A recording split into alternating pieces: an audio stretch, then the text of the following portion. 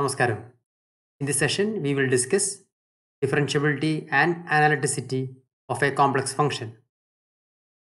Also, we will see some surprising behavior of complex function. This is the solution of previous homework. What is imaginary of z bar? That is minus y, right? So whenever z tends to 0, x, y both are tends to 0. So minus y also tends to 0. That's why this limit is 0. A function f of z is said to be differentiable at a point z0 if the limit delta z tends to 0, f of z0 plus delta z minus f of z by delta z exists. If this limit exists, then we denote this by f dash of z0, or this is the derivative of the function f of z at z0. Okay. If you take z as z0 plus delta z, then delta z become z minus z0. Then this definition, this expression become, okay, what about delta z? Delta z is z minus z0.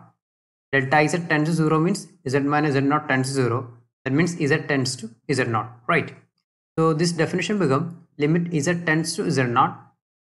This is f of z minus f of z0 by z minus z0.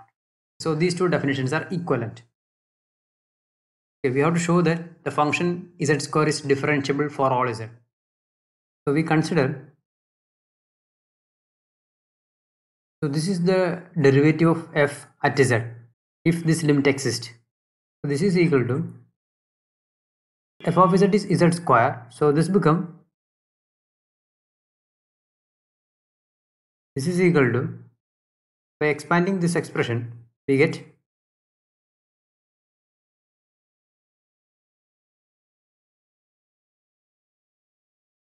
we can cancel z square and one delta z is common, take outside. Now delta z only tending to 0. Delta z is never 0. Okay, so we can cancel this delta z.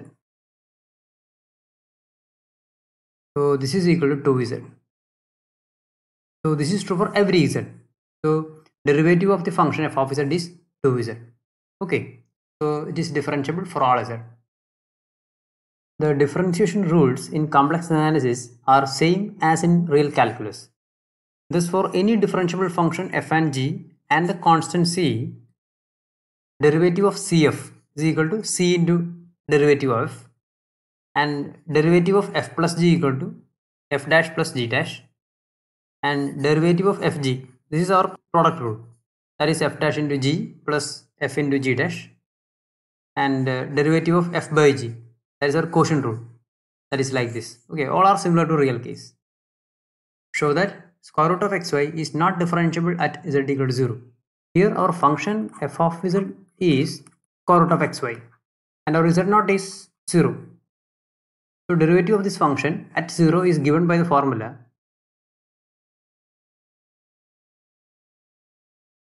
or second formula. F of z is, what is f of 0? When z equal to 0, both x and y are 0. So our function value is 0, right? Divided by z. And we know that z is equal to x plus iy. Next we assume that our z is tending to 0 through y is equal to mx. So z is equal to x plus iy. So we assume that z is tending to 0 through y is equal to mx. So z is equal to, so z is of the form x into 1 plus im. So this limit is equal to,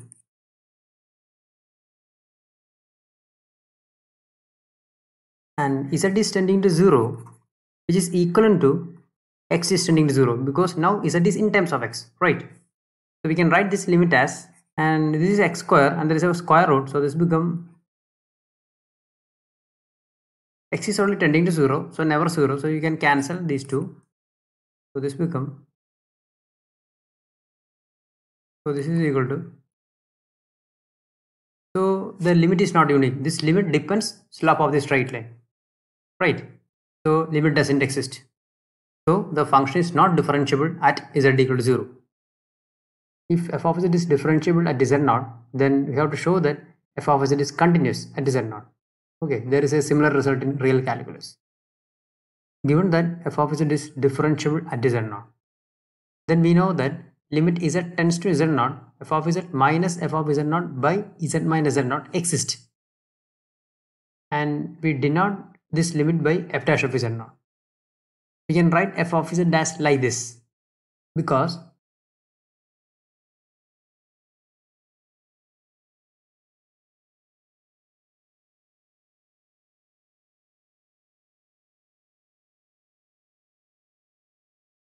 this is only a rearrangement. So we can write f of z dash like this. Then we take limit z tends to z naught on both sides. Then we get left hand side become limit z tends to z naught f of z. The right hand side is limit z tends to z naught, this term, into limit z tends to z naught z minus z naught plus limit z tends to z naught f of z naught. Okay. Then what about this first term? The first term is derivative f dash of z naught. And what about the second term? Whenever z tends to z naught, this tends to 0. So this become f dash of z naught into 0 plus here z is tending to z naught, but this function is constant with respect to this limit because there is no z term. Okay, so the limit still f of z naught. So this is equal to f of z naught. So what is the conclusion? Limit z tends to z naught, f of z is equal to f of z naught. So limit exists and that limit equal to f of z naught. That is the definition of continuity at z naught. So this function f of z is continuous at z naught.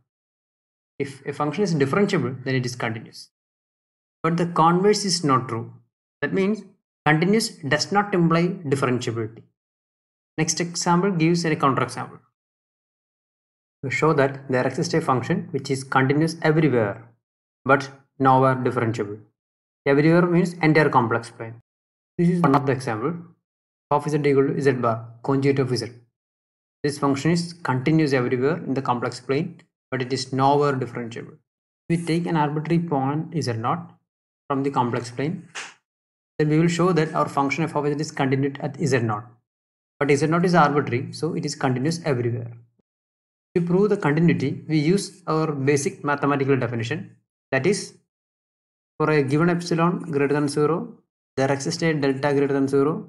Whenever mod z minus z0 is less than delta, then modulus of f of z minus f of z0 is less than epsilon. Okay, epsilon is given. Given epsilon is greater than 0. We choose delta as same as epsilon. Suppose epsilon is 0.1. Then we choose delta is also 0.1. Like that. Okay. Then we assume that modulus of z minus z0 is less than delta. In our case, delta, we choose delta as epsilon. Right. We have to show that this difference is less than epsilon. That's all. So you consider this difference. This is equal to modulus of our f of z is z bar. This is equal to modulus of z minus z0 whole bar. This is a property of conjugate. And this is equal to modulus of z minus z0. Because we know that conjugate of z and conjugate of z bar are same. Okay, and what is our assumption? Our assumption, the distance between z and z0 is less than delta. Delta is epsilon. So it's clear that this is less than epsilon. That means the distance between f of z and f of z0 is less than epsilon whenever distance between z and z0 is less than delta. So f of z is continuous at z0. And z0 is arbitrary, so f of z is continuous everywhere. So this is our complex plane. This is our arbitrary point z. And this is the formula of derivative. And this is equal to, or f of z is z bar, so this become, and this is equal to, so this become delta z bar by delta z. This can be written as, we can write delta z as 1 divided by, and this is equal to limit delta z tends to 0. What is delta x plus I delta y conjugate? That is delta x minus I delta y all divided by, next we assume that delta z tends to 0 through real axis. That means delta y equal to 0.